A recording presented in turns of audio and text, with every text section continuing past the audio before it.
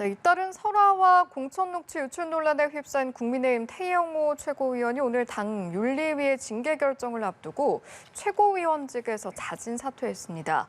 태 의원은 오전 기자회견을 열고 윤석열 정부 출범 1년을 맞아 더는 당에 부담을 주고 싶지 않다는 점을 강조했는데요.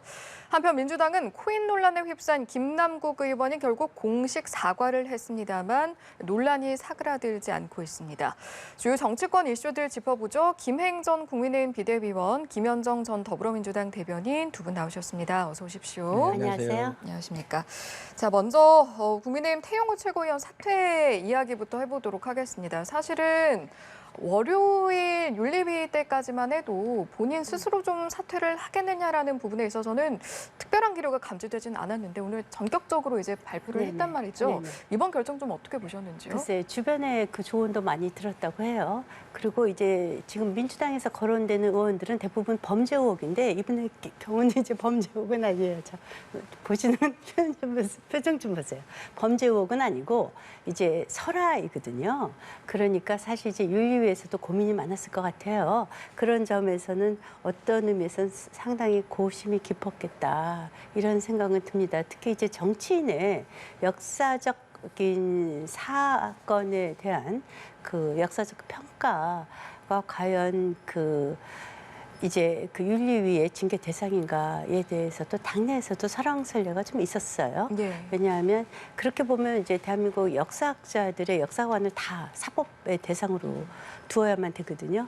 그런 점에 있어서 좀 논란이 있긴 했지만 여하튼 그 여러 가지 지도부의 리스크를 스스로 털었다라는 점에서는 그 사직생의 결단을 해주셨다 이렇게 봅니다. 예, 이제 조금 전에 지도부 리스크 말씀해 주셨는데 만약 이제 이번 결정에 정치적 배경이 있다라고 하고 또 상황적 배경이 있다라고 하면 사실은 역사적 소신 관련된 이야기할 때까지만 해도 어떻게 보면 좀 강경한 입장을 그렇죠. 표현을 네네. 했는데 네. 이번 결정이 좀 당에 부담을 주고 싶지 않은 그리고 정부에 부담을 주고 싶지 않은 정치적 배경이 컸을지 아니면 이제 녹취록이나 뭐 쪼개기 후원 등의 의혹이 또 연이어 나왔잖아요. 네. 상황적인 내용적인 영향이 좀 컸을지 어느 쪽에 컸을까요? 저는 글쎄 이제 요거를 두 가지를 분리를 해야 된다 이렇게 생각을 하는데 역사적인 개인의 소신에 대해서는 사실은 그 윤리위의 심판 대상인지에 대해서 아까 말씀드렸던 대로 논란이 좀 많습니다. 다만 이제 녹취록 부분과 관련해서 말씀드리면 녹취되어 있는 내용은 이진복 정무수석의 목소리는 없습니다. 그래서 이제 태영호 최고께서 본인이 과장했다. 거짓을 했다 이렇게 입장을 분명히 밝혔고 그래서 이제 이전에 박근혜 대통령 때는 당시 이제 현교안 정무수석 쪽에서 그 실에서 충성 관련 여론조사를 했었던 증거가 있었지 않습니까? 근데 이것은 대통령실에서 공천에 개입했다라고 볼 수 있는 증거로 채택하기에는 단순히 이제 진실 게임 여부로 이제 좀 줄어들었다 이런 생각이 들고요. 이제 쪼개기 후원 관련돼서는 저는 이제 이 부분과 관련돼서는 조사가 좀 필요하다 이런 입장입니다. 알겠습니다. 네. 이번 전격적인 자진 사퇴 결정 어떻게 바라보셨는지 궁금합니다. 대통령실의 압력에 굴복한 것이다 이렇게 보는 게 정확할 것 같습니다. 사실 원래는 처음에는 김재원 최고위원이 중징계를 받을 것이고 태영호 최고위원은 좀 경징계에 그칠 것이다라고 예상을 했었는데 이 이제 대통령실의 당무 개입, 공천 개입과 관련된 그 녹취록 그것이 이제 나오면서 그것이 일파만파 커졌거든요. 그리고 좀 전에 말씀하신 것처럼 박근혜 전 대통령이 그 공천 개입으로 징역 2년을 그 선고받은 적도 있고 그것을 수사한 사람이 당시에 윤석열 한동훈 검사라는 것까지 알려지면서 그 후폭풍이 계속 이어갔거든요. 그러니까 결국은 이것을 빨리 수습해야 되겠다라는 이제 이기감이 작용한 것이고 그래서 사실 윤리위원회는 사실은 정무적인 판단을 하는 기구가 아니잖아요. 징계에 대해서 심사를 하는 곳인데 거기서 정무적 판단을 요구했다는 것은 결국은 대통령실의 의도대로 본인한테 자진 사퇴하라는 그런 사인을 준 것이다라고밖에 해석될 수밖에 없다라고 저는 보고 그다음에 이제 국민의힘 의원분들께서 방송에 나와서 그런 말씀도 하시더라고요. 결국은 총선 출마는 보장해 줄 테니 총선 때 경선은 보장해 줄 테니 사퇴해라 이런 전에서 절충한 것이 어떠냐라는 얘기도 하시더라고요.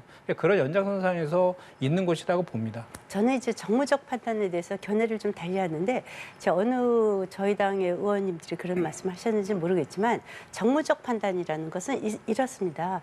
최고위원이 설화를 했든 안 했든 당의 지도부이고 누구보다 애당심이 강한 분들이거든요. 근데 본인의 때문에 예컨대 뭐 1년 징계를 받는다라든가 하면 자칫 최고위 5분 중에 2명이 고리가 될 수 있어요. 그러면 이제 전륜발이 지도부로 총선을 치르는 것에 대해서 정무적인 판단을 좀 해라 이런 의미였었지 당신이 뭐 어떤 실수를 한 것에 대해서 정무적인 판단을 해서 뒤에서 뒷거래를 해라 이런 뜻은 절대로 아닙니다.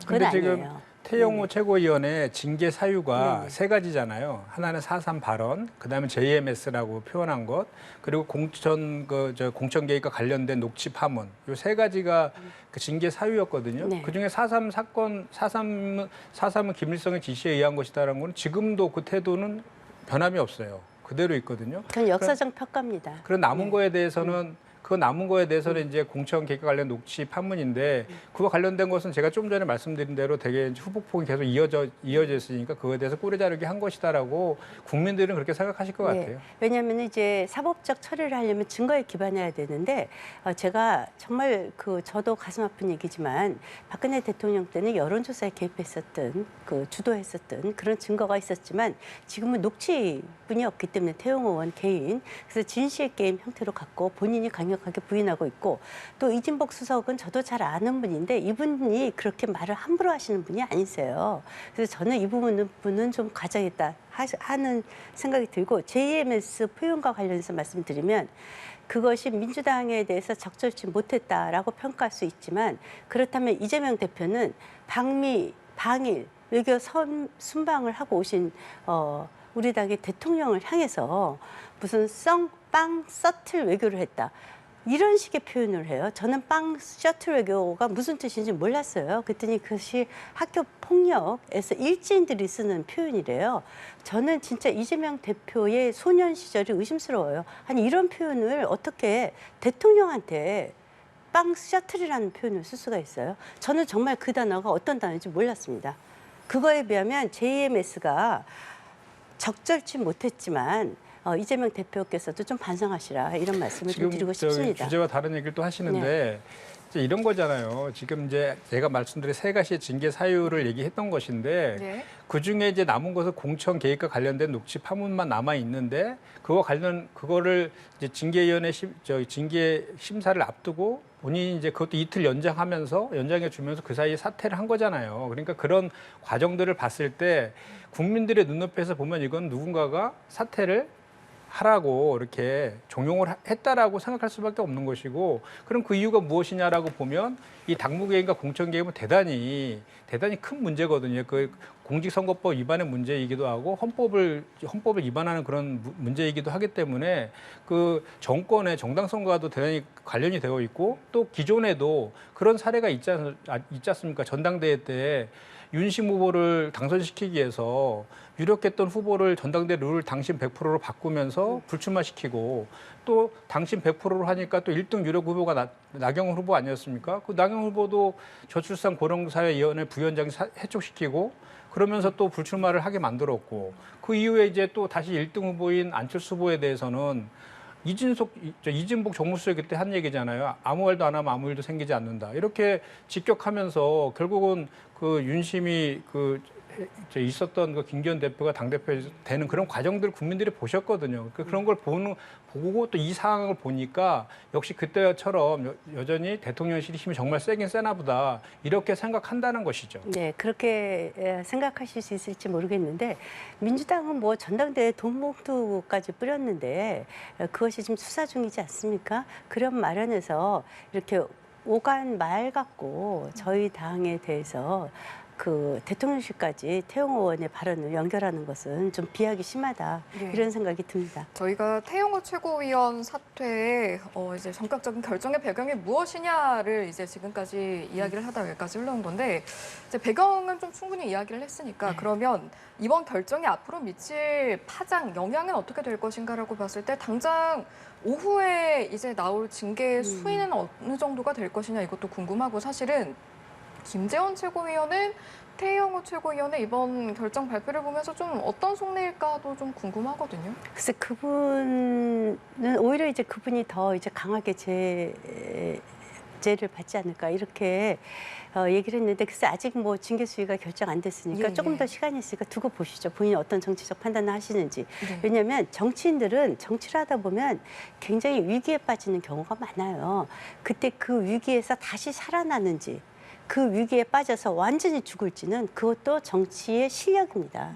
그런 의미에서 저는 태영호 의원 같은 경우에는 적절한 판단을 했다. 정치적 판단을 했다. 왜냐하면 뒤에 정치를 계속 하셔야 될 분이니까 이런 마련에서 김재원 최고께서도 고심이 깊을 것으로 봅니다. 예. 뭐 여러 가지로 생각이 많을 텐데 그렇다고 해서 자진 사퇴까지 표명을 하느냐에 있어서는 크게 영향은 없을까요? 입장을 표명을 하는 데 있어서. 김재원 최고가 같은 경우에는 이제 자진 사퇴는 하지 않을 것 같아요. 왜냐하면 지금 상황이 아까도 제가 말씀드렸지만 오히려 이제 태영호 최고위원 건이 급부상하면서 김재원 최고권은 많이 지금 수면 아래로 내려앉은 그런 저게 있거든요. 그래서 김재원 최고 같은 경우는 또 원외 인사이고 반드시 차기 총선에서 당선되려는 그런 의욕이 강하신 분이라서 사퇴하지는 않으실 것 같고 그리고 김재원 최고랑 태영호 최고는 그간에 그 태도에서 상당히 많은 차이를 보였죠. 김재원 최고는 답작 엎드렸거든요. 5.18 광주도 찾아가서 사죄도 하고 뭐 이렇게 했는데 결국은 5.18 관련된 발언은 윤석열 대통령의 그 대선 공약과 맞물리면서 좀 또 지금이 5월 달이지 않습니까? 조만간 이제 5.18이 이제 다가오는데 그 맞물려서 지금 부각된 측면이 있었는데 태영호 최고권이 갑자기 막 올라오면서 많이 수면 아래 했어요. 그래서 아마 최고위원직 사퇴는 하지 않을 것이라는 예상은 해보고 태영호 최고 같은 경우에는 사실은 이게 먼저 사퇴를 했으면 아마 윤리위에 징계 심사도 아마 안 했을 가능성이 높아요. 그런데 이제 그 타이밍을 놓치고 그 이후에도 계속해서 본인 사퇴 의사가 없다라는 것이 언론 보도를 통해서 나오기도 했었거든요. 근데 이제 문제는 뭐냐면 아까도 이제 말씀드렸지만 윤리위원회는 이렇게 정무적인 판단을 하는 기구는 아니고 법률적인 판단을 하는 곳이라서 이제 오늘 예상되어 있는 징계위에서 저는 예상컨대 이제 징계 수위는 낮춰질 것 같아요. 왜냐하면 그런 제안을 누군가가 해서 지금 사퇴를 했다고 저는 아까 말씀드린 것처럼 그렇게 추측을 하고 있기 때문에 예상 수위는 낮겠지만 그렇다라고 하면 과거에 이준석 전 대표에 대해서 양두구육이라는 그 표현 하나로 중징계했잖아요. 그거에 관련된 형평성 문제가 또 이후에 경징계했을 경우에는 대두될 것이다. 이 말씀드립니다. 충분히 고려할 겁니다. 네. 김행 비대위원께는 이걸 좀 여쭤보고 네. 싶은데 이제 아까 거리 말씀하셨는데 네.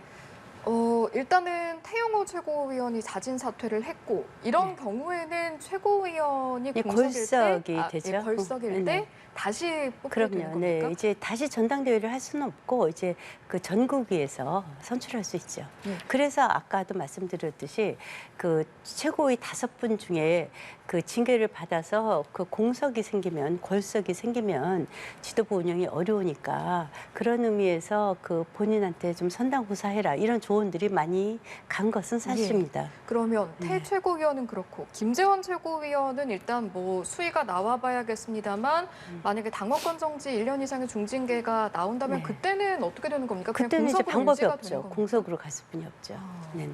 그러면 그럴 때는 지도부를 비워놓고 이제 진행을 할 그렇죠. 수밖에 한 분을 없는 비울 거군요. 수뿐이 없는 그런 점에서 아까 정무적인 판단을 해라라는 것이 그거였습니다. 왜냐하면 총선을 앞둔 이번 지도부의 공석이 있다는 것은 사실 바람직한 현상은 아니거든요. 예. 제가 사실은 아까 대통령실이 세긴 세다 이렇게 얘기한 데에는 사실 그 뜻이 함의가 좀 있어요. 그게 뭐냐면 사실 일각에서는 언론에서도 그런 보도가 있던데 만약에 태용호랑 김재원 최고 같은 경우에는 사퇴할 생각이 전혀 없고 되게 이제 그런 이제 제안에 대해서 계속해서 반발을 하고 있는 상황인데 만약에 그럼에도 불구하고 중징계를 해서 총선에 출마하지 못한 일이 벌어지면 본인들이 갖고 있는 혹시 이제 그런 가정을 하는 거죠. 이진복 수석과의 통화한 녹취가 있을 것이다. 그것을 폭로할 수도 있고 또 김재원 최고 같은 경우는 이제 그 정광훈 목사 있지 않습니까? 정광훈 목사와 당과 대통령실과의 관련성 있는 내용들을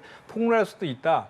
그래서 그런 힘겨루기를 하고 있다 이런 얘기들이 좀 한간에 있었거든요. 그리고 국민의힘 내부에서도 그런 얘기를 좀 하기도 하고 그래서 제가 그런 말씀을 드렸던 것인데. 예. 그러니까 민주당의 100% 희망사항이고요.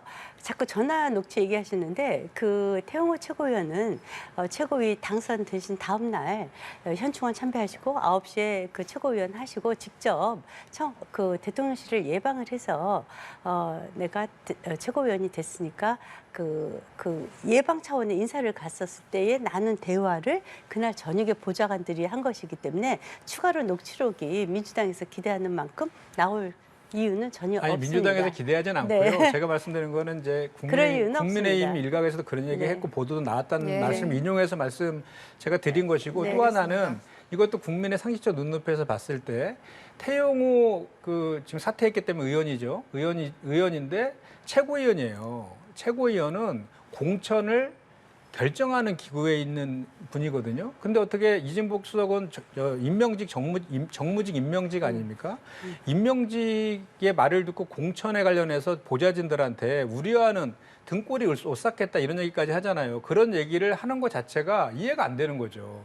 공천을 최종적인 전국의 253개의 지역구에 총선 후보를 결정하는 최고의 의사결정 기구가 최고위원회인데 그중에 한 분이 자기 공천 때문에 그렇게 보좌진들한테 등골을 올싹했다, 뭐 대통령실이 이렇게 얘기했다, 이렇게 얘기하는 것 자체가 국민적 상식적 수준에서는 잘 이해가 안 되는 거죠. 제가 설명을 드리면 우리 당이 옛날에는 강남에서 30년 전에는 강남에서 그때 이제 강남 개발됐을 때는 강남에서 재선 의원들도 있었습니다.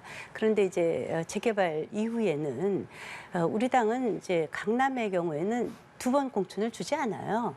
그래서 아마도 이제 본인도 이 휴전선 접경 지역의 지역구를 찾고 있었다고 제가 듣고 있었어요. 그런데 아무래도 이제 재공천의 가능성이 좀 적은 그런 지역구를 갖고 있기 때문에 보좌진들이 좀 상당히 흔들렸던 것도 사실인 것 같아요. 그런 의미에서 본인도 과장했다 이렇게 얘기를 하고 있고요.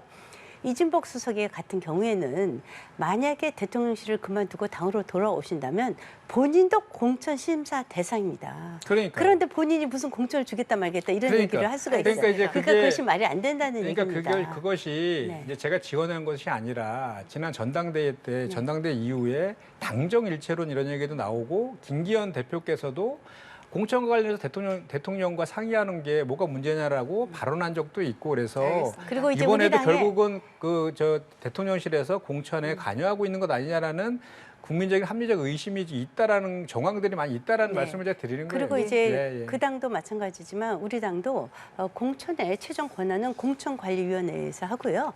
아직 공천관리위원회는 출발도 안 했습니다. 네. 알겠습니다.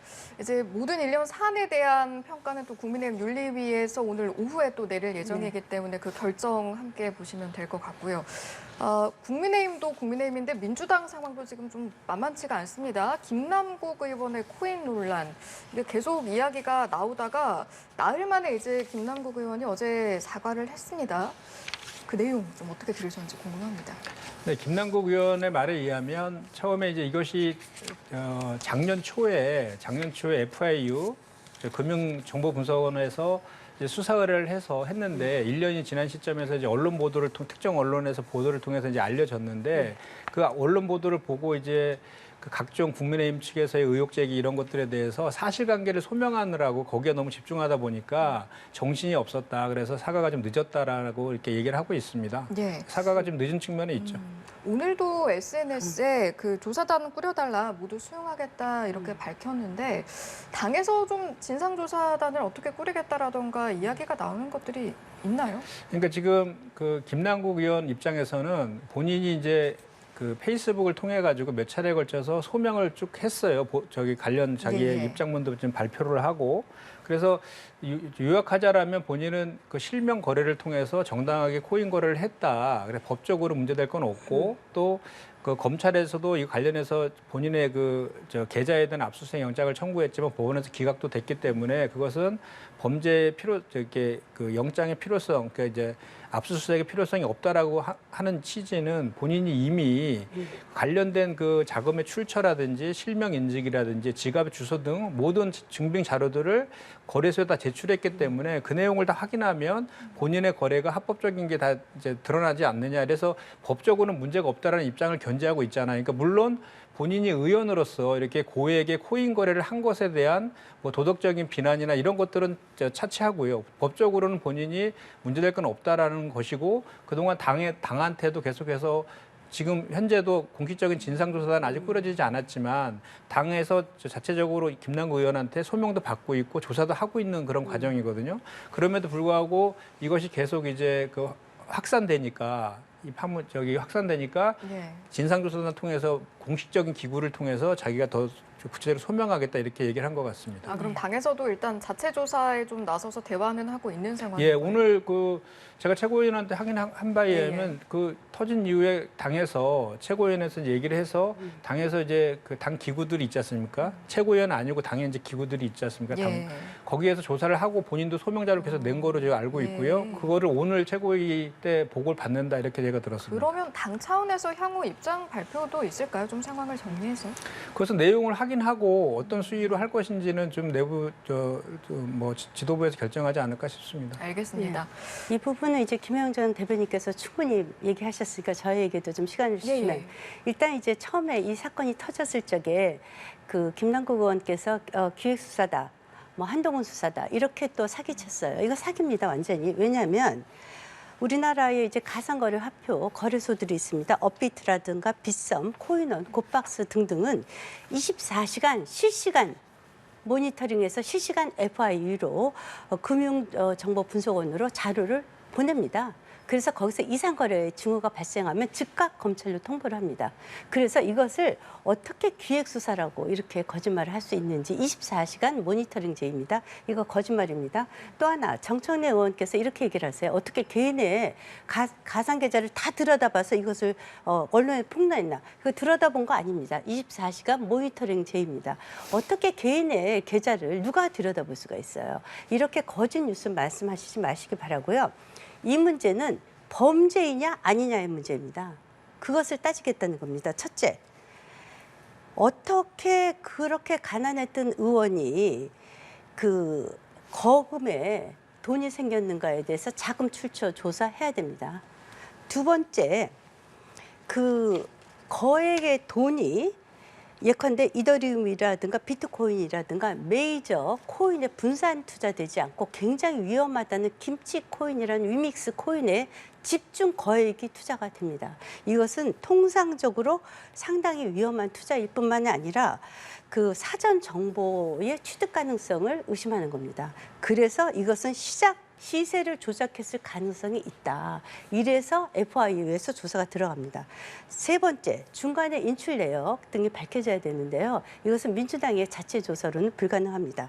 그리고 마지막으로 이분의 경우에는 가상 자산에 대한 투자세 유예를 공동 발의를 했죠. 노웅래 의원 등등과 해서 노웅래 의원과 해서 그리고 이것에 찬성표를 던졌습니다. 그래서 가상 자산에 대한 유예가 대선 직전 그것도 1월 1일부터 21년 1월 1일부터 시행이 되기로 했는데 대선 직전인 12월에 이것이 그 유예가 되고요. 그래서 네. 법안이 통과되고 또 23년에 또 한 번, 22년도에 또 한 번 이것이 여야 합의로 됐습니다. 그래서 통과가 돼갖고 예. 지금 이것이 2025년부터 가상재산에 대한 그 소득세 지금 실시가 됐는데 이것과 관련해서 굉장히 이해 충돌에 의심이 있다 이거고요.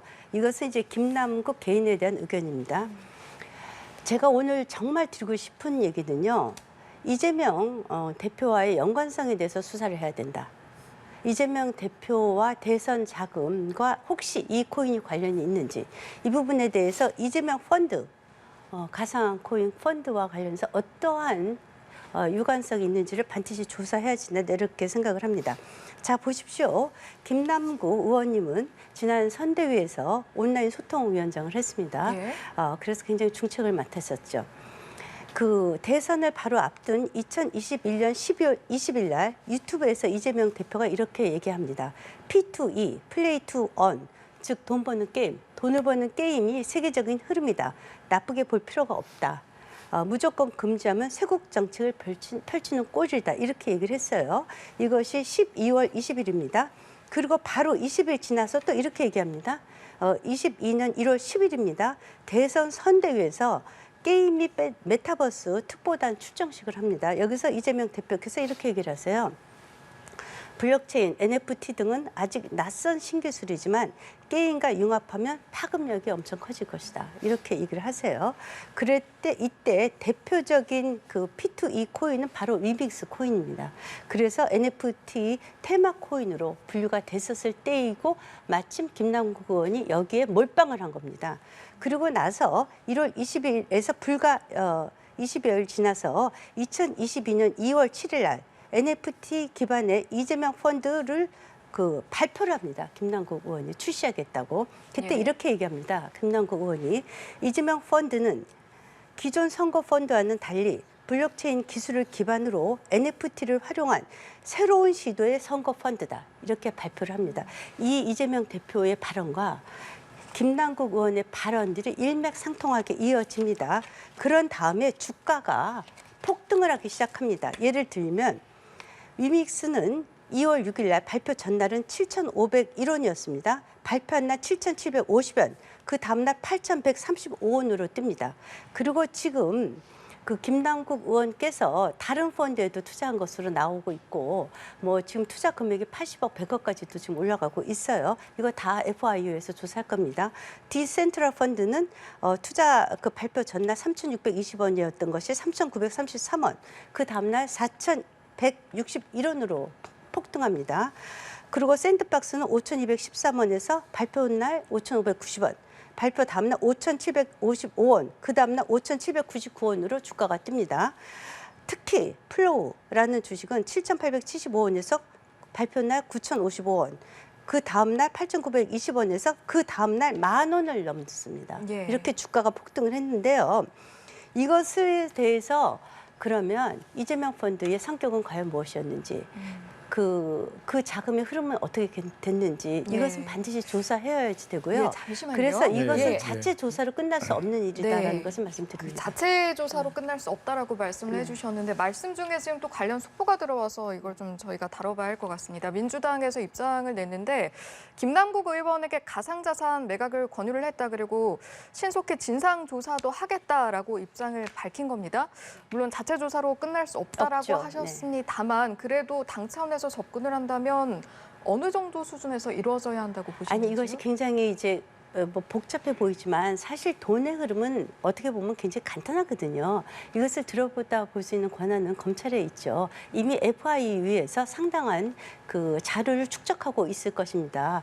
이분이 어디서 돈이 나왔고 그것이 어떻게 그 한겨레에서도 위험한 코인이라고 했든 그것 때문에 많은 대한민국의 젊은이들이 영끌해서 자금을 투자를 해서 자살까지 한 극단적인 선택을 하는 젊은이들도 있습니다. 그 김치 코인에 투자를 해서 그 위믹스에 그 거액을 투자했는지 이 부분도 의심스럽고요. 알겠습니다. 그 거래 내역도 보셔야 되고요. 예, 예. 좀 이것이 이재명 나눠서 펀드와 토론을 어떤 좀 관련이 하시죠. 지금 있는지. 5분 넘게 계속 혼자만 네네네. 얘기하셔가지고 지금 말씀하신 거에 대해서 저도 하나하나 좀 말씀을 좀 드릴게요. 그러면 그러니까 제가 국회의원으로서 그렇게 말씀하신 그 국내에서만 등락폭이 대단히 높은 김치 코인에 대해서 단기간에 고액을 투자한 것이 적절한 행동이냐에 대한 비판적인 부분은 제가 아까도 말씀드렸지만 그것은 김남국 의원이 감당해야 될 부분이라고 저는 생각을 해요. 그거는 동의합니다.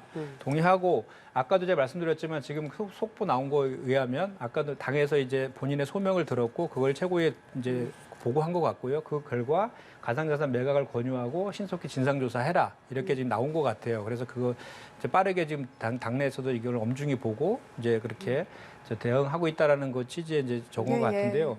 제가 이제 아까 우리 김영 비대위께서 많은 말씀하셨는데 그거를 좀 제가 몇 가지만 좀 말씀을 좀 드리면요.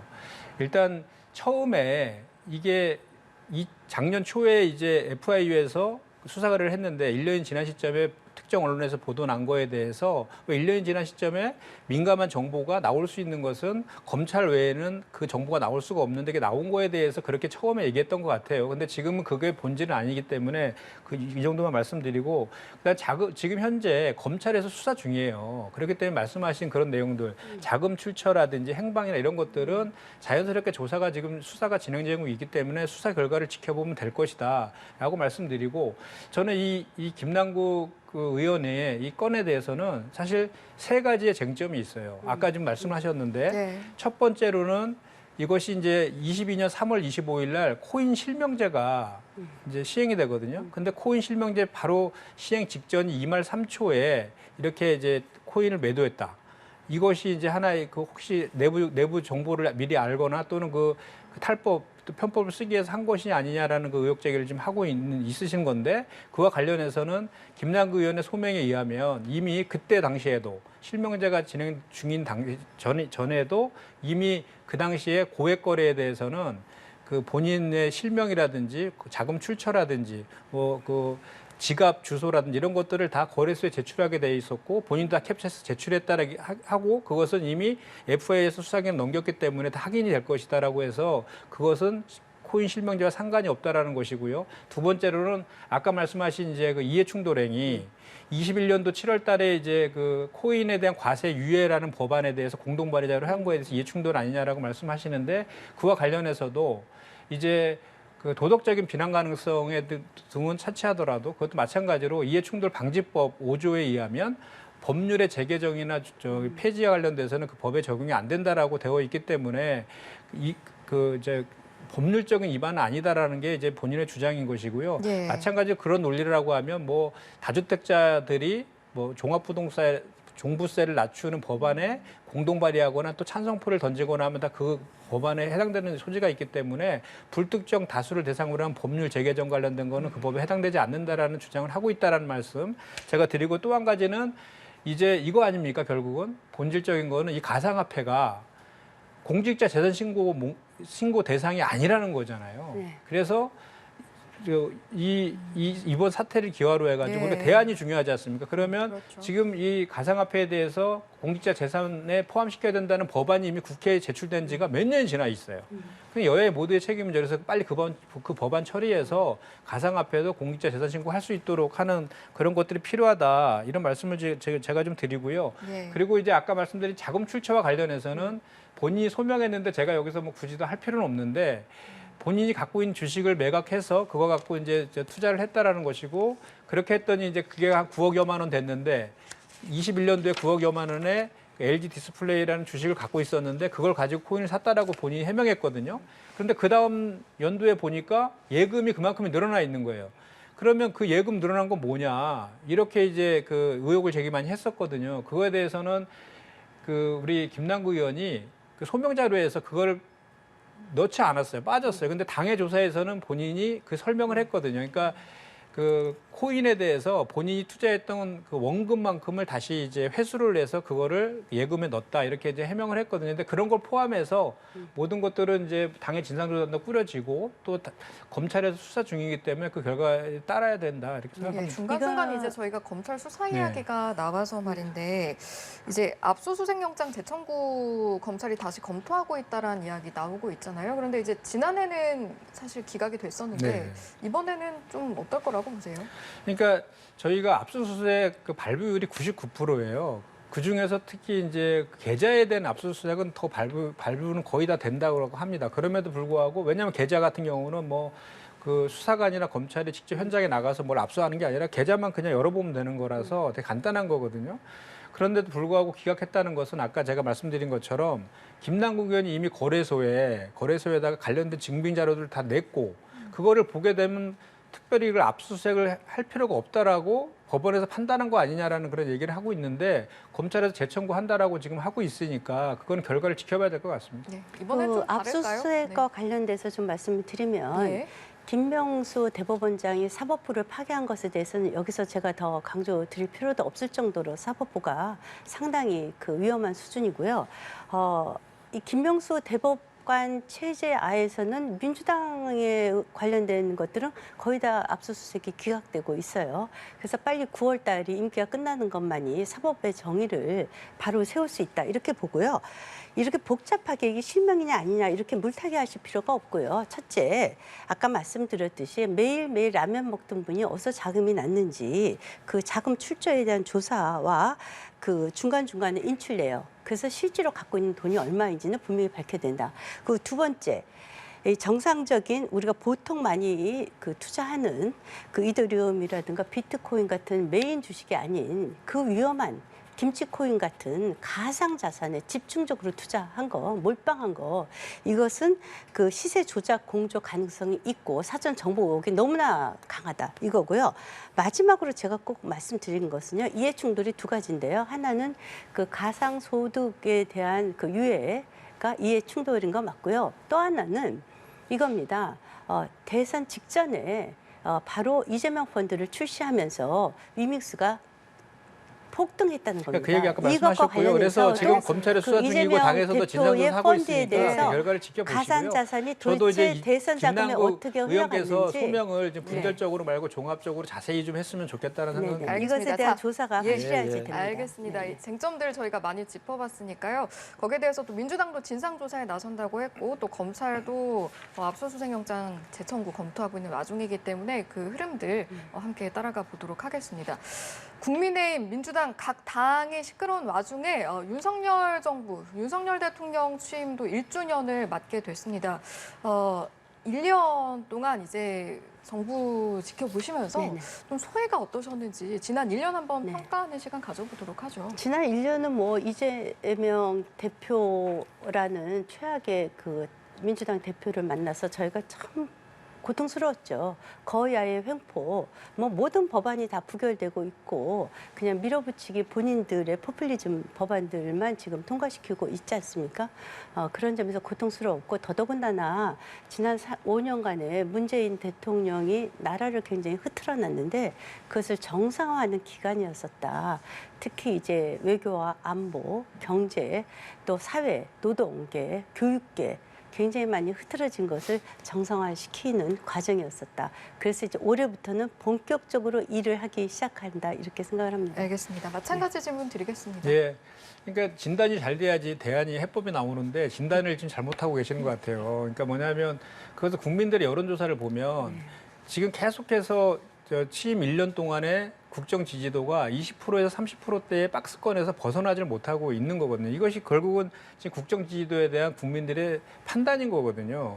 그럼 처음에 이 1년 동안을 이제 복귀해 보면 처음에 이제 취임 초부터는 이제 그 인사 문제랑 대통령실 이전 문제로 해서 상당히 논란 속에서 이제 출범을 했잖아요. 그리고 이제 윤석열 정부에서의 가장 큰 기조는 국민 통합하고 경제를 살리는 거였거든요. 근데 국민 통합보다는 오히려 검찰을 앞선 전 정부랑 뭐 야당 탄압이라든지 이런 거를 통해서 협치보다는 이제 갈라치기라든지 이런 거로 이렇게 불통하는 그런 그 국정 운영을 했거든요. 그래서 지금도 많은 저 국민들께서 야당과의 소통하라 이런 얘기들 하고 있잖아요. 그리고 또 언론과의 관계에서도 일방적인 소통을 통해서 뭐 이렇게 MBC라든지 TBS에 대한 탄압들이 지금 일어난 거고, 그리고 또 외교안보 같은 경우도 한미 한일회담에서 뭐 퍼주기 알겠습니다. 굴욕외교를 하고 있다는 평가가 있어서 저는 그래서 지금 이제 1년이 지난 시점에서 이 국정 지지도를 회복하기 위해서는 국정의 기조를 좀 바꾸고 인적 쇄신을 해야 된다. 이것까지도 말씀드립니다. 예, 여기까지 듣고 마무리하겠습니다. 두 분 고맙습니다. 고맙습니다.